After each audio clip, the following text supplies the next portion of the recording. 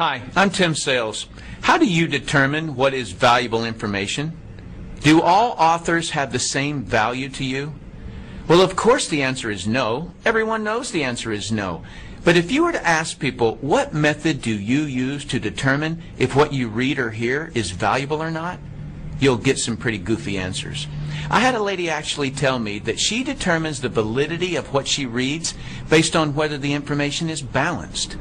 Meaning if the author gives credit to both sides of an argument, then she believes that content to be true and valuable. That's pretty goofy because based on her belief, if someone is absolutely certain about their subject, she doesn't trust or value it. Another person claimed that it depends if the website or presenter looked professional. That too is goofy and can lead one down many wrong paths. My former profession was underwater bomb squad. The information we operated on meant life or death.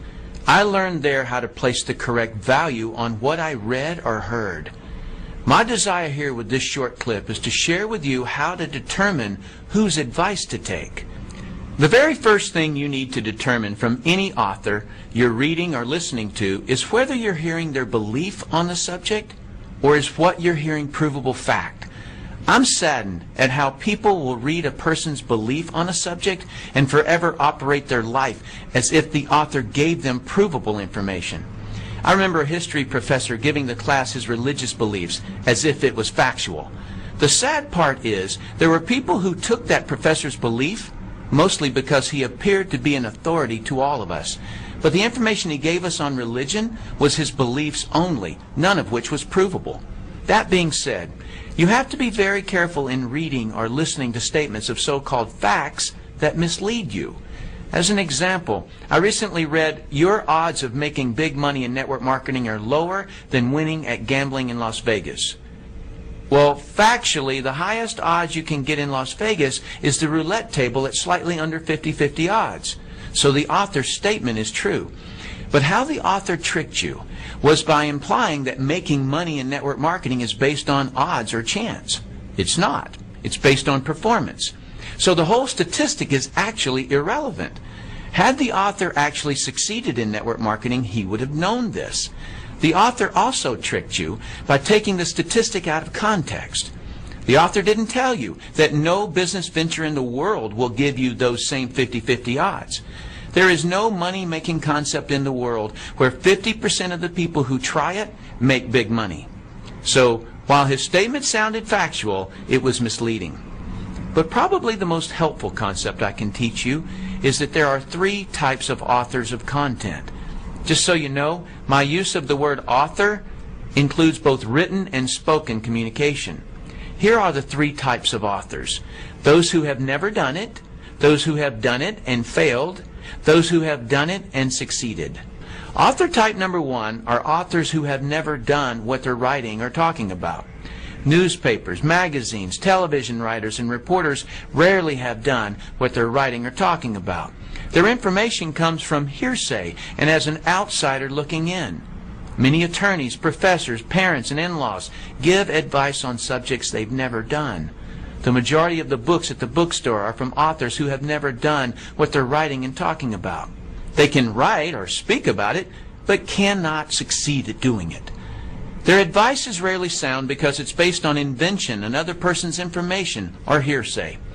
This problem is compounded when an author simply repeats something they heard from the media. Now there are two layers of people who can't do what it is they're talking about, but think they know something about it.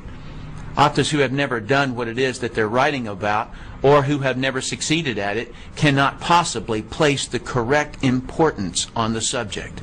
You can always identify authors who have never done it because their content is slightly or grossly off the correct subject. As an example, I read a web article claiming that multi-level marketing success was mathematically impossible. Do you see what I mean about authors writing about what they've never done? He completely missed the subject. And as for his mathematical theory, that's like claiming that it's scientifically impossible for a bumblebee to fly. Has it ever occurred to that author to just look? The MLM industry sells $109 billion worth of products and thousands of people earn millions of dollars. Plus the oldest MLM company is still growing. Author type number 2 are authors who have failed at what they're writing or talking about. When someone has failed at what they write or talk about, it is common for them to be critical of the subject and those who do it. When someone is critical of something, they are inclined to find fault with it. Why?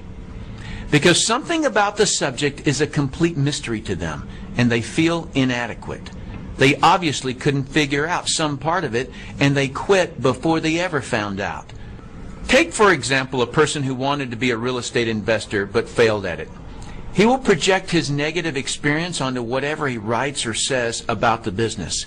He'll typically write and talk about what's hard, wrong, or dangerous about real estate. Why? Because he never figured it out, and someone who succeeds at it proves his inadequacy on the subject of real estate. His worst nightmare is people succeeding at real estate investing. His negativity may focus on the aspect of real estate investing that caused him to fail, but more than likely he doesn't know why he failed. So he tries to make everything about real estate wrong, including anyone who does real estate.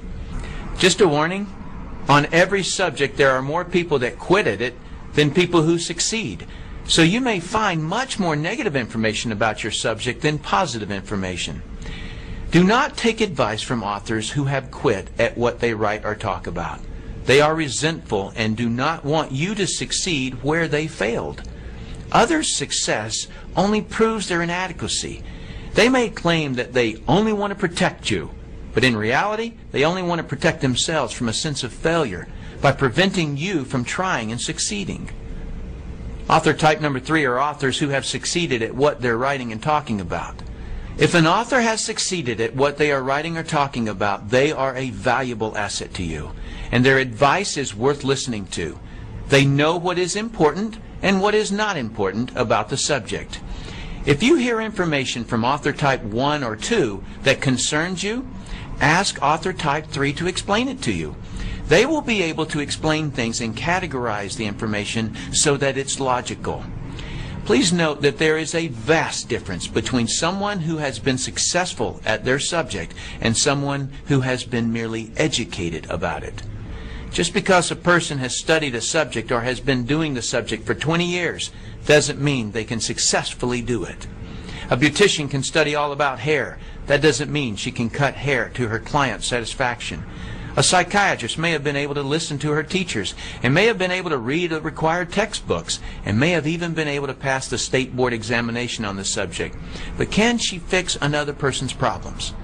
If she can't, don't take her advice. A student who has been educated on a subject has only proven that she can be a successful student. She has not proven that she can successfully perform in the subject. The person you should accept advice from on a subject you're researching is the person who has gotten the results you desire. If you want to succeed, take the advice of those who have been successful.